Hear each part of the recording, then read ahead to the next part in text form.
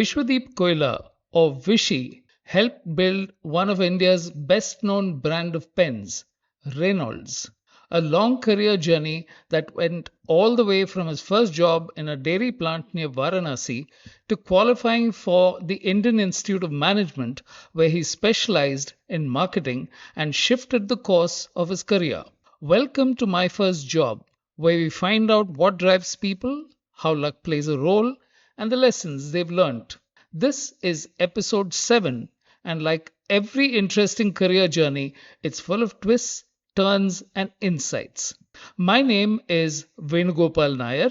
I'm the host of this podcast and CEO of Ideascape Communications, an advertising agency into branding, creative, and design. So settle in, sit back, and enjoy the conversation. Hi, Vishy, and welcome to the show. Starting off, what is your typical day like, and what is it that you do now before we go into the past? Okay, today I've taken, I have a dual role where I'm on, which is brand vectors, so which I do on my own because it's a proprietary company and we are a very small team. It's a team of few people who brand, health and everything. So it's not execution, but more about strategy. So there's a small team there. So I'm deeply involved there.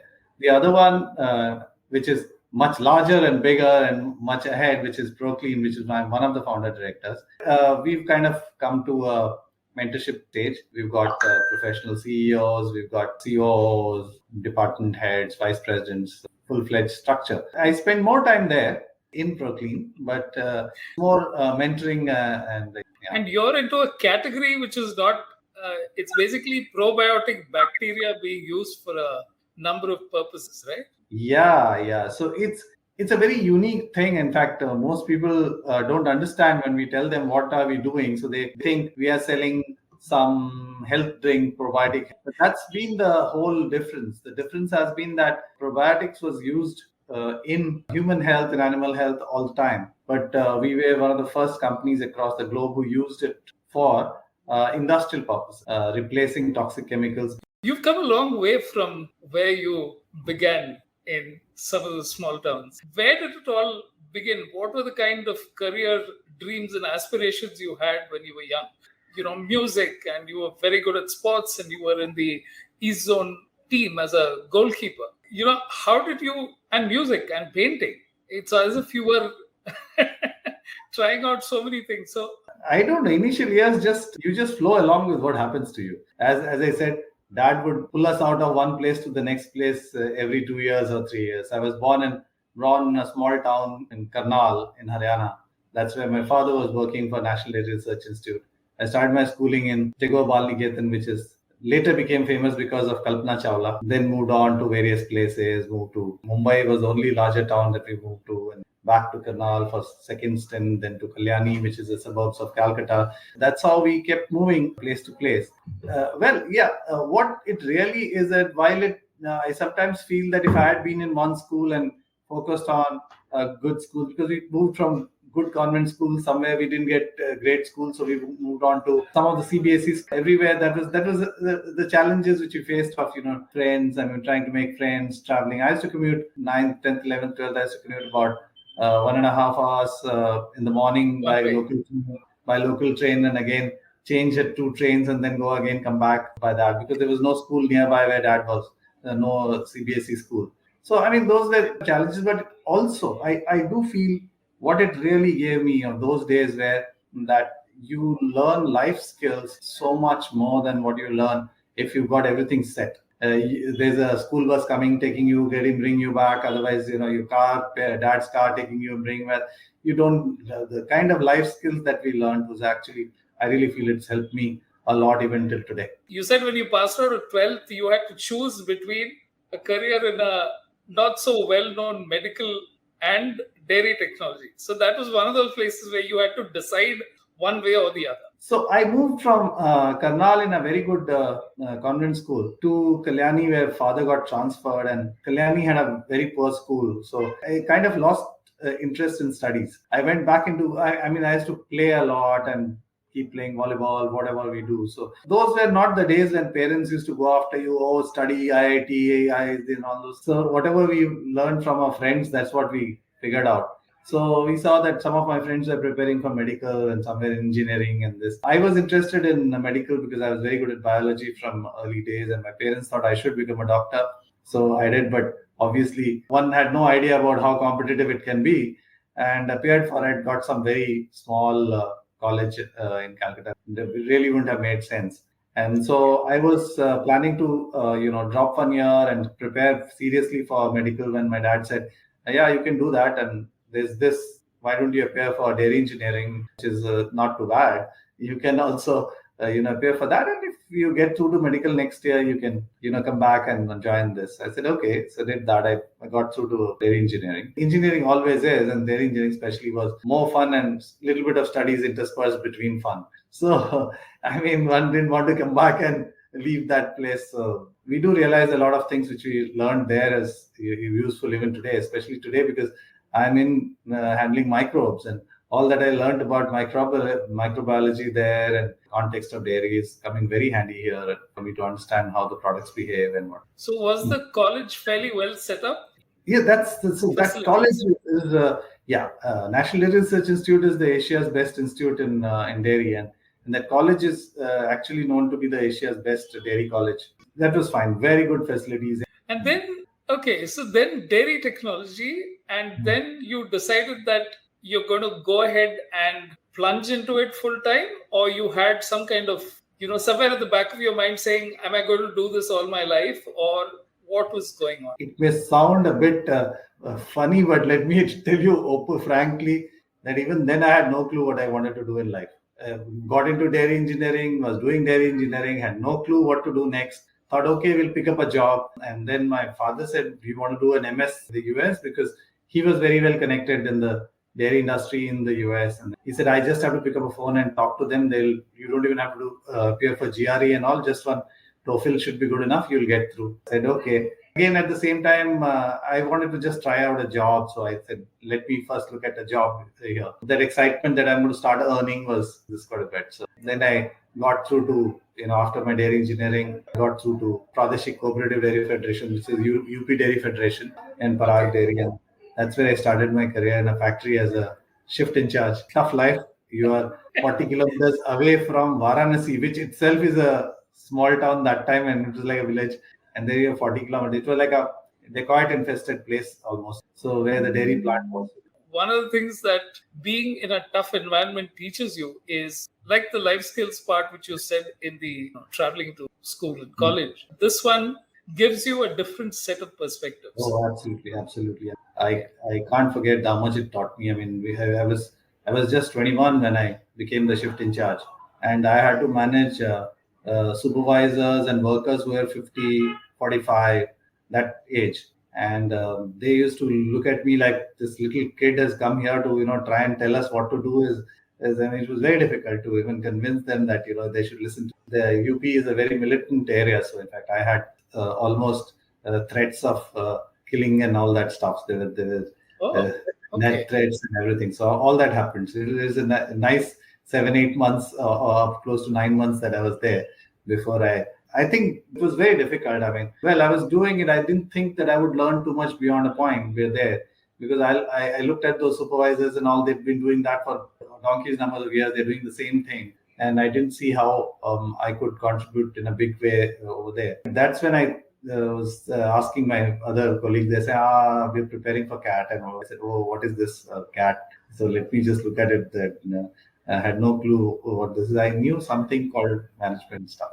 And then, so how do you prepare? There's nothing. Somewhere sitting in, Ramnagar, way beyond Varanasi, there was no way that one could prepare. So somebody told me you can take this National School of Banking book, from Thesaurus or something from somewhere you pick up, and then you study. The GMAT book was available, old GMAT, and that's right. That was the preparation for CAT. So that's how one did. I tell people, I mean, how I appear for my CAT exam.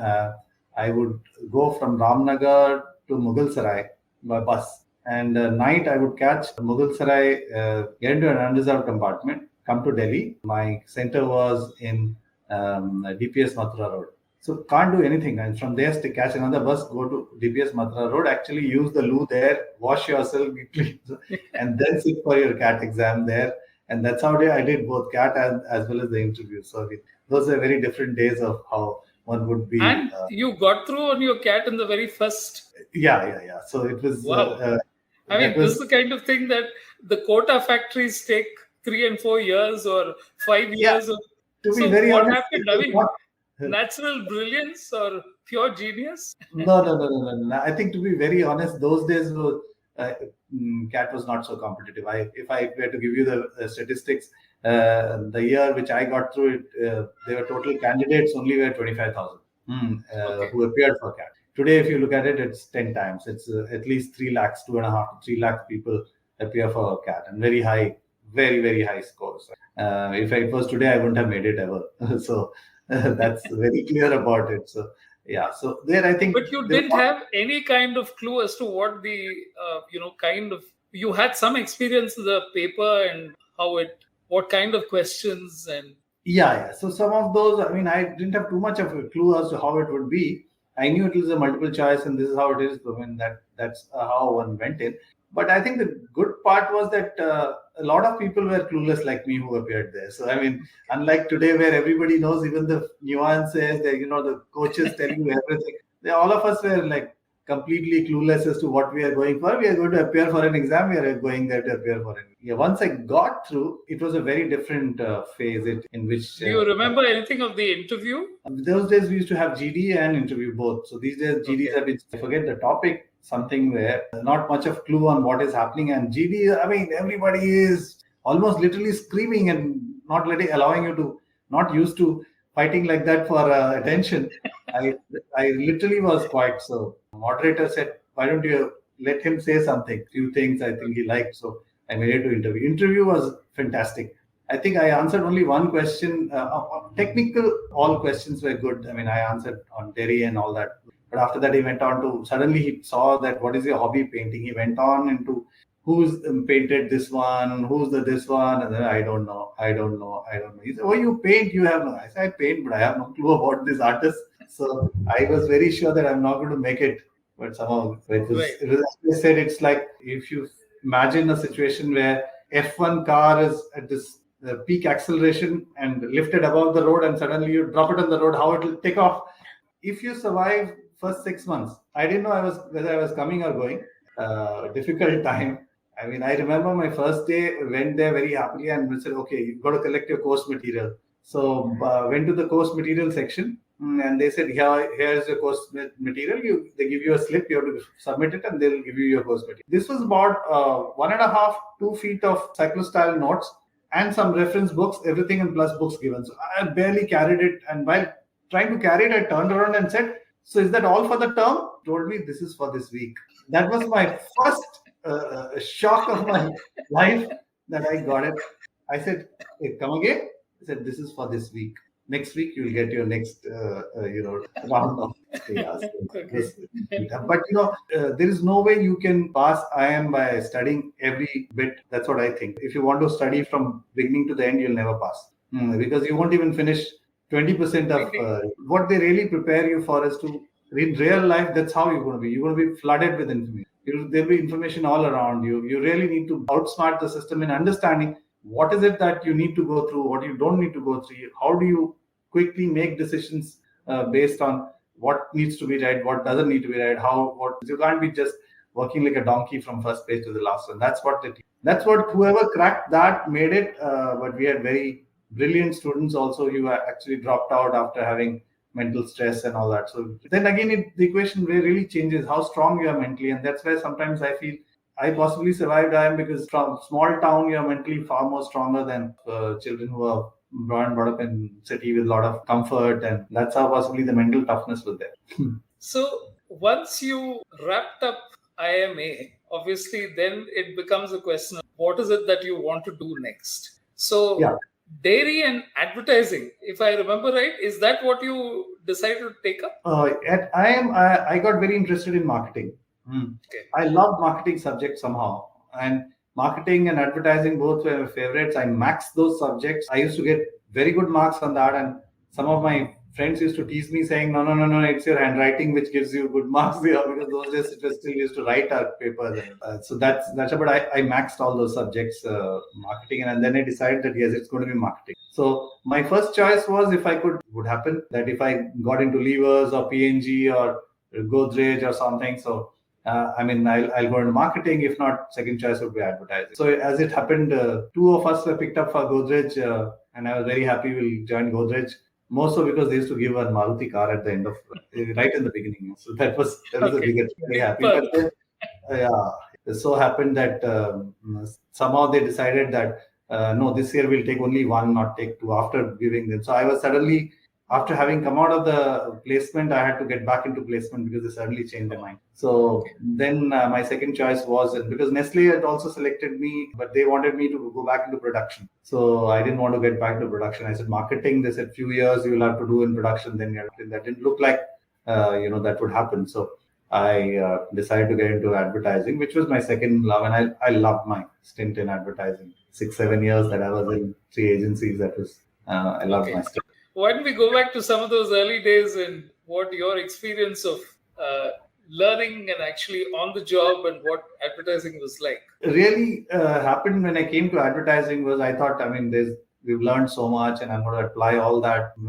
in being in client servicing. I'm going to give my clients a lot of gyan and tell them as to what I've learned in marketing. And then the hammer hit pretty early when it told you are a client servicing, run around, get artworks, make sure that your artworks are on time, make sure that you reach the client's place on time, make sure you convince the client that this is okay, this creative is fine, and this is here to go back. Because if you don't convince there, you get creative director also on the other side. So suddenly I found what, in Hindi they say, na dhobi ka kutta, na ghar ka, na ghat ka. You neither belong to the agency nor belong to the client side. So you are like hit ball like a volleyball here and there. But it was good. Really learned the basics of advertising those days. There's nothing that one cannot do. So I've sat and cut to have the fonts. Letter set, is it? I think the ones which... Yeah, it's a letter set. You cut and paste those and make an artwork. I've sat and done those. 1:32 in the night and gone and woken up the typeset man from his home and brought him to the typesetter place because there's a mistake that needs to be corrected. And there's not like today, you just correct it on the laptop. Yeah. These days, type drops down from a menu, right? Yeah. So, it was not something tactile. At that point, you really knew what type was because you were interacting with it. Correct. Right? And you can't do it yourself because what you key in is completely different from what appears there at those times. If you sit with a typesetter, he will be keying in something here, something else will be appearing there. So unless you know your keyboard, you cannot do that. Yeah. There were a lot of. Then you're going to make a positive. You're going to, if it is a color, then you're going to give it to for color separation, all kinds of things. Do you remember any of the campaigns that you presented and some of the interactions that you had with clients? Oh yeah, when I was in Arkeswamy, that's where I started my career, Arkeswamy BVDO. So I was handling then Ashok Leyland and Chauvelin. So Ashok Leyland being more of an industrial client that time, it was more.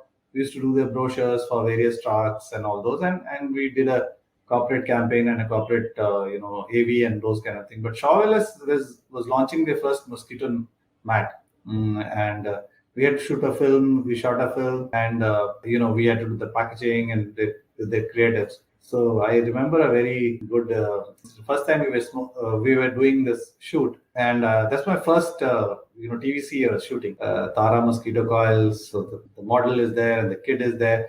In those days, they didn't use dry ice and all that. They used to use kerosene smoke to create the smoke feel for the night. The light is coming through the window at night and all that.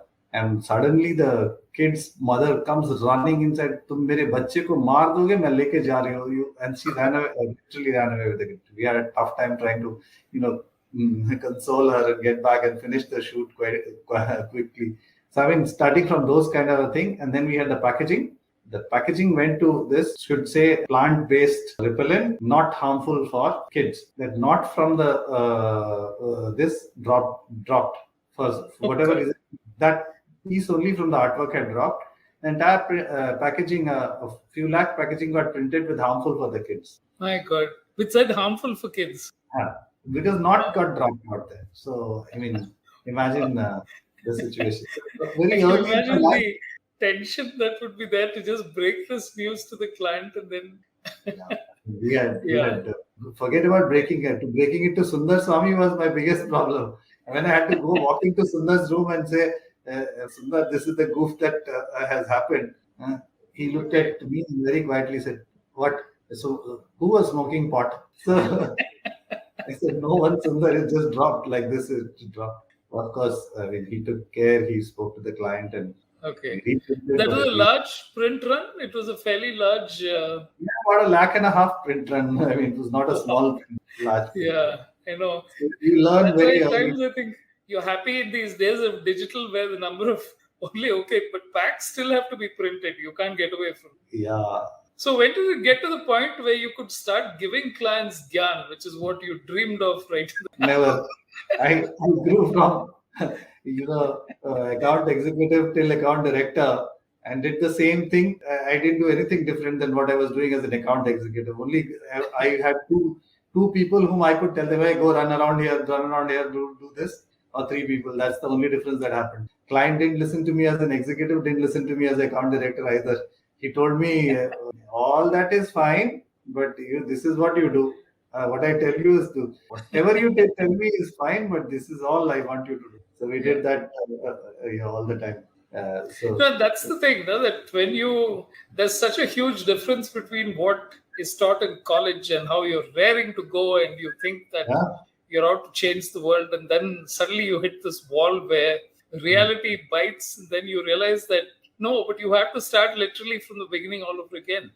so what I Yeah, would actually grant it to all my education is that they prepared us to deal with situations. I mean, yeah, it's not the information and knowledge that really made us, but they made us how to deal with situations. I think one thing which IIM does to you, or any I would say not just IIM, but most of the MBAs, good MBAs do to you is they really sharpen your ability to figure out a situation quickly and come out with solutions and you are never going to have all the information in your hand to come up with that everything all the time. But they teach you how to get your information, how to analyze it, how to get interpretations out of it and quickly work on it, or even manage situation, how to manage people, how to manage clients. All that has been great, a great model. yeah. So you remember, like you said, I think you already answered that. But you said early days of the agency was basically running around and ensuring that things were happening.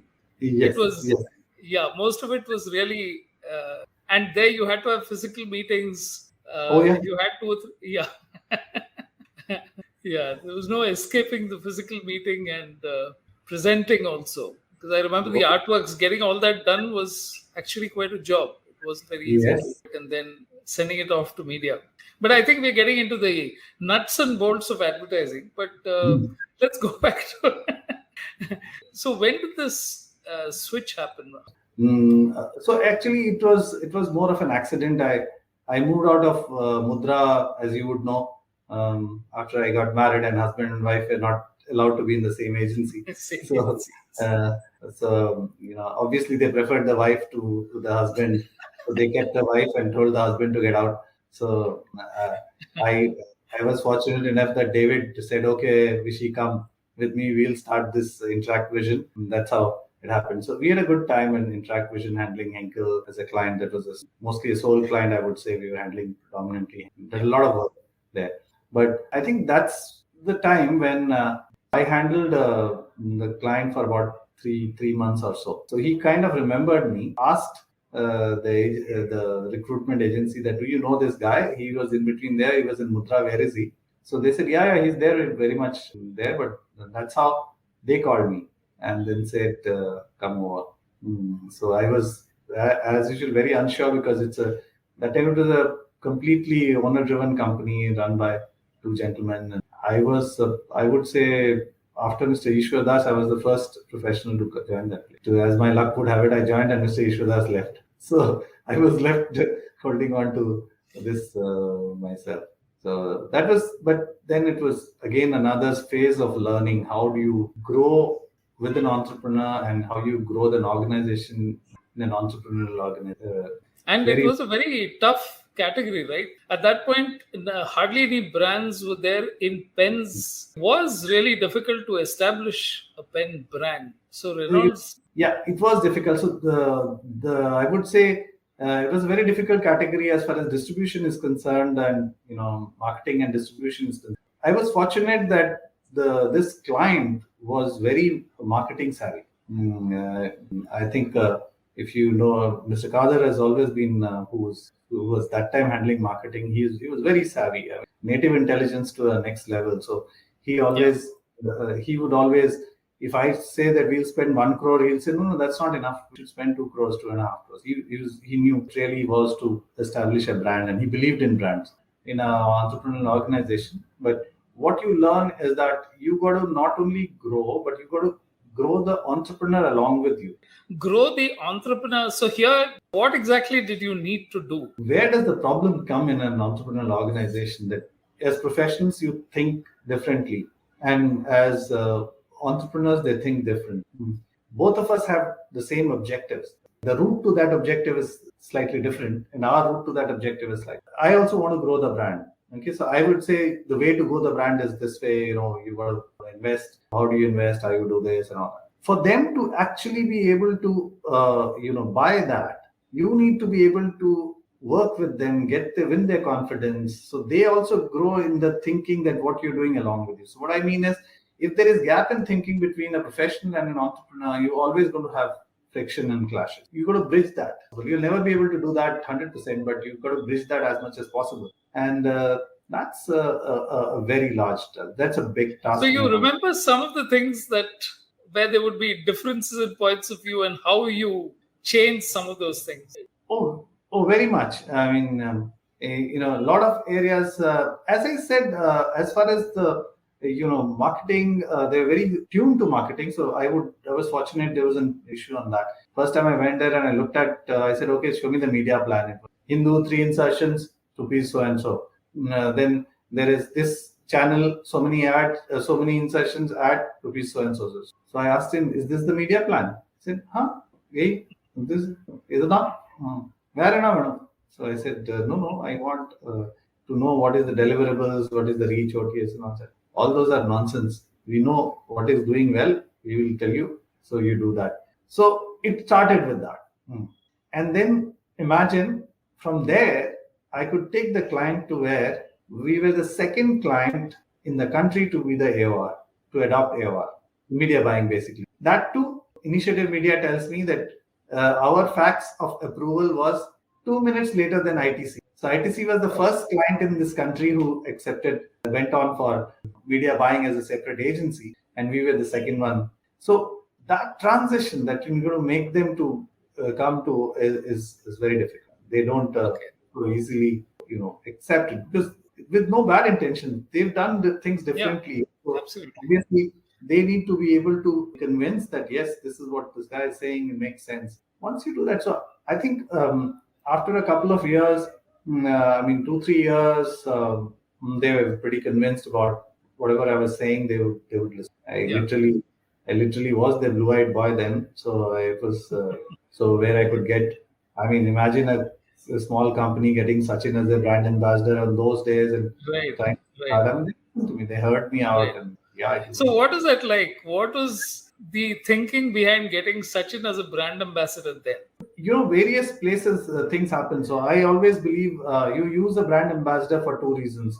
Either there is a brand fit, if not, you can still use him for media impact. As long as the brand ambassador is not giving a negative, doing something negative to your brand, even if it's not doing something very positive to your brand, a good brand ambassador will has a multiplier effect on the media because of the recall that you get. And those days it was not so cluttered with. That is the other problem which is there now. So today, everybody's confused as to who's advertising for whom. I mean, you don't even know. Those days it was not so much. Biggest advantage that I had at that point in time was Sachin had been away for close to a year with the shoulder injury, and he missed his West Indies tour. And so literally he had very few endorsements at that point in time. And the third good thing was Harish Krishnamachari, who was Mudra. So he was heading the World Sport Group, WSG. And he was handling Sachin's endorsement. So when I called him and said, actually, I didn't call him. He came and told me once, hey, why don't you consider him? So I said, oh, I can't afford him. And he said, tell me, what is the budget and all, because he's right now not been doing much, so we could think of something. And then we spoke. So initial reaction, of course, of the entrepreneur was, do you think you want to spend this kind of money? But it didn't take me too much time. And less than a week, I actually signed up Sachin, and then we had an amazing journey for, I think, 5, 7, 10 years, close to 10 years. Oh, he was a brand ambassador for 10 years. Yeah, even after I left, he was there for about 5 years, 4, 5 years. Wow. I left in 2008. I got him in 2004. And then another 4, 5 years after that. So 8, 9 years, he was the brand ambassador. Yeah. Actually, you spent a couple of minutes on that. Like you said, now it has reached a position where media is suffused with people think of building brands, using brand ambassadors as shortcuts to building a brand. Saying that if I get a well-known name, I reduce the time required for my brand to get better. Do you subscribe to that, or do you have a different take on it? So it's like this, Venu, if your nail is not sharp, you need a bigger hammer to hammer it into the wall, right? Okay. So if your brand story is not sharp, your proposition is not sharp, you will use media muscle, you'll use all other kinds of muscles to, drive your nail. With all due respect to Unilever, most of their strategy is based on media pressure. They just bang the message home. So I believe that if you have a very sharp proposition and a great product and a sharp proposition, there's no need for any brand ambassador. Of course, if there is a brand ambassador who's got a very, very strong relatability to the brand, then it always helps. But getting just brand ambassador just because I don't know what else to do, so he's doing brand ambassador, let me also do brand ambassador. I mean, that doesn't work, and very often it ends up being a waste of. Okay. So in the 8 years that you were there at GM Pens, what are the changes you saw in the overall writing instruments market? Writing is only in school, and I think a predominant part of writing instruments are based out of school and college sales, because offices, it's almost, everything is moved to typing on laptops, even signatures these days. I was there for 13 years, by the way. I was there in GM Pens for 13 years. 13 years, okay, wow. So as a category, it matured quite a bit. Earlier, if you looked at it, the Indian writing instruments, we remember when before Reynolds came in, was all those 50 paisa refills and 30 paisa refills, which after writing for a few lines, it will stop, and then you'll put it on the candle and heat it, and again it will start writing, and again you'll put it on the. And that's the quality which was available, and with Reynolds, it matured to a level where we could get international quality writing experience, at least, if not the looks and the features there. But as it happened, every business is a good business till everybody knows it's a good business.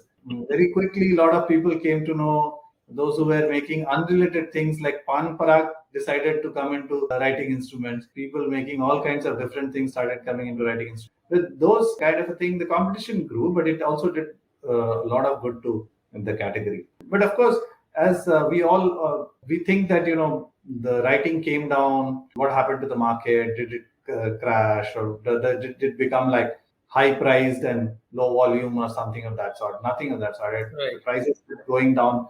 Writing instruments, one where the prices remained very, very low for a very long period of time, because so competitive category is that there's a 5 rupee price point, you can't exceed that, and there's a 10 rupee price point, and you put anything in between, will not sell. So those kind of, and very, very competitive. But contrary to what people thought, that the writing instrument market is shrinking, it kept on exploding. Why? Because of very simple reason that there are certain things you can only purchase as much as you consume, which is like salt, atta, dal. You will only purchase as much as you can consume. But if you look at your garments, your other thing, you don't buy as much as you consume. I mean, today your cupboard is overflowing with clothes. You don't know what to do. There are enough that you don't even open the label and you give it off to your maids and servants. Yeah. That's very different. So that is the affordability, and as the affordability increased, we used to go for our exam with one pen and one spare refill. That's all we had. Now, if you look at a child's instrument box, it'll have some 8-10 kinds of pens from 15 rupees, 10 rupees, and they're all, half of them they dry up, then they throw it into the dustbin, then they go back and buy another one. It's not about usage, but it's about possession. So the possession of writing instruments kept going up constantly. Though the writing kept coming down, the possession kept going up. And that's also done by the industry, because what they do is, I mean, when you come out with new variants, new varieties, so people want to own that. And then you come with another one, they want to own that. So that's how it keeps growing. Okay.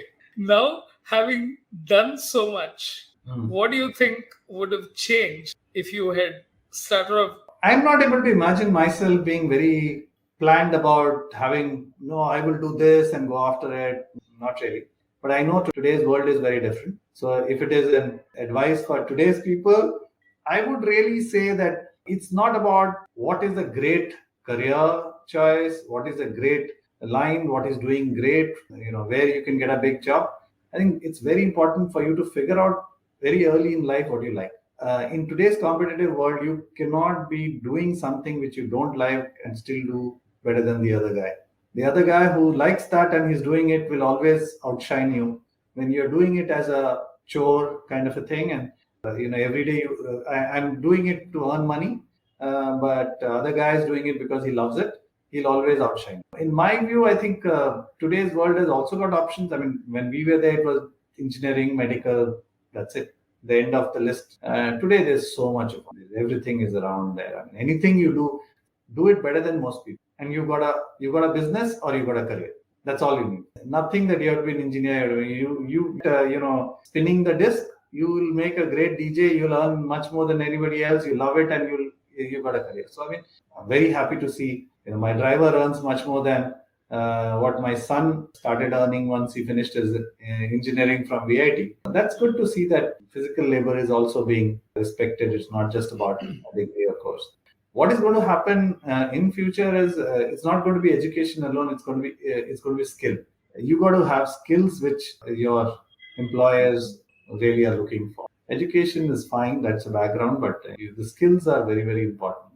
That's what I keep telling people: develop your skills, because that's changing every day. It's changing. Things are changing every day, and it's important to be there.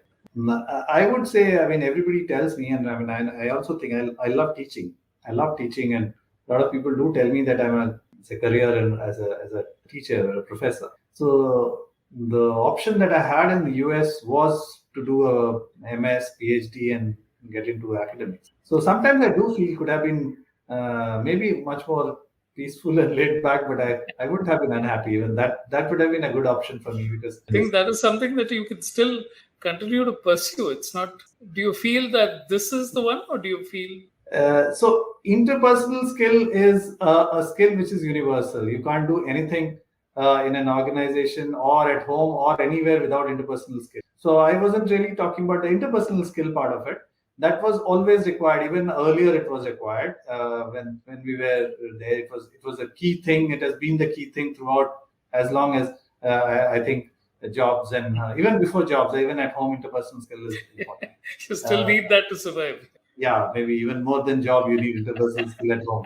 But what I was talking about is, if you look at what's happening today, the things are getting specialized. From specialists, then came the era of MBAs, where generalists became the norm, and specialists were paid very little, and generalists who managed them got paid very high.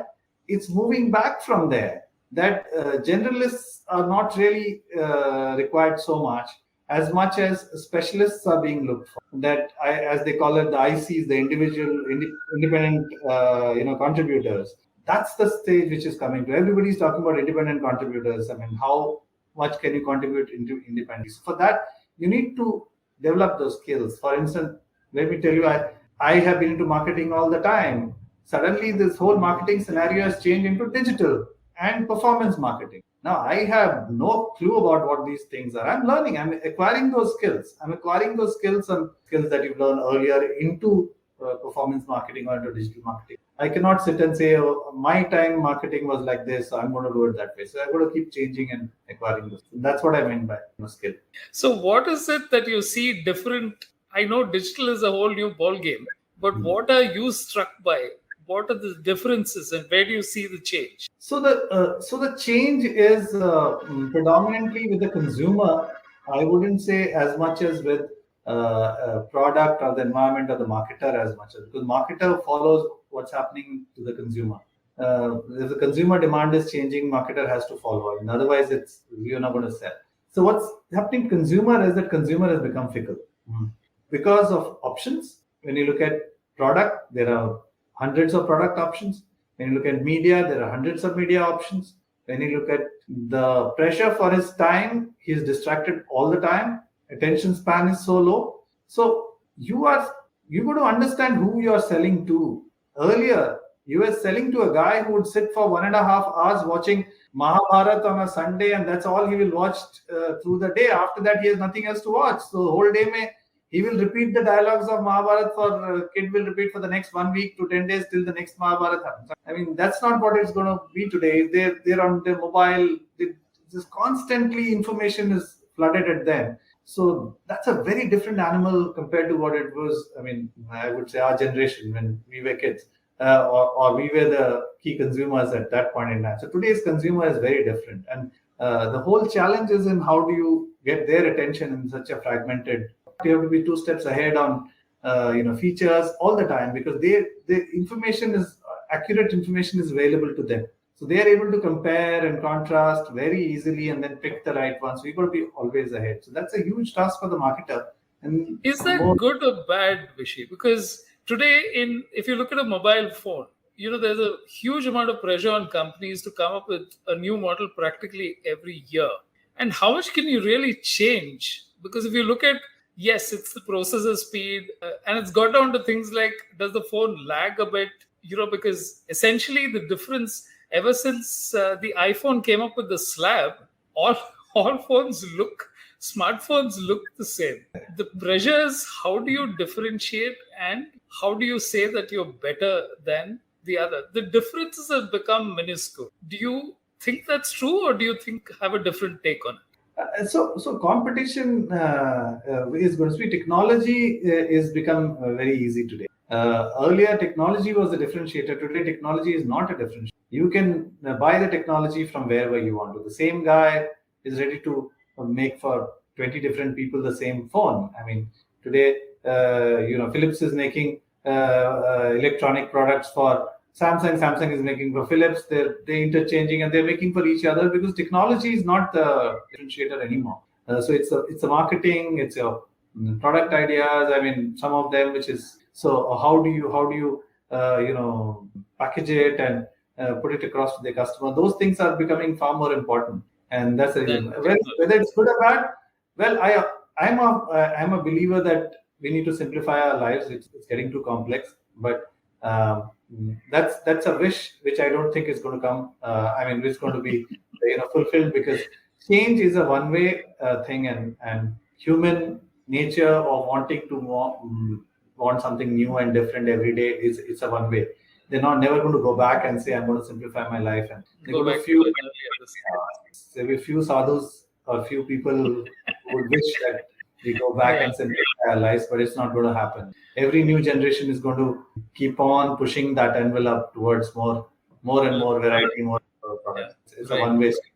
Wonderful, Rishi. So from that time in Karnal to the dairy factory, to getting into IIM Ahmedabad, to figuring out advertising, and then building what is arguably one of India's best known pen brands, to a career as an entrepreneur, which we've not been able to get into, but this is essentially about my first job. So I think that is where. So thank you for taking the time, and it's been a wonderful session. And thank you for coming on board, and all the best. Thanks, Venu. Thanks. It was great. It was a pleasure talking to you too and sharing. A lot of it was wonderful to recall. Going down memory. Yeah. Thank you. Yeah. Thanks, everybody. My First Job, the podcast, is a production from Ideascape Communications. Guest relations, promotions, and creative is managed by Deepa Ravi, with occasional support by Venugopal Nair. Archiving and technical help is provided by LPS Jayachandran.